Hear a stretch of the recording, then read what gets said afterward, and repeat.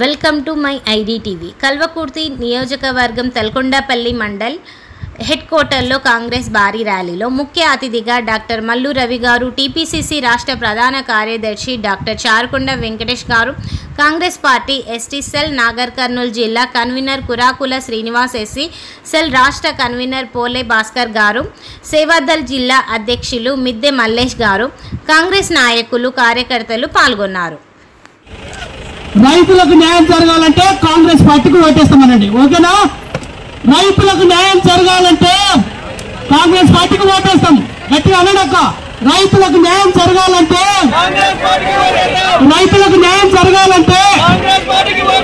ఇంద్రమ్మ ఇల్లు కావాలంటే free current కావాలంటే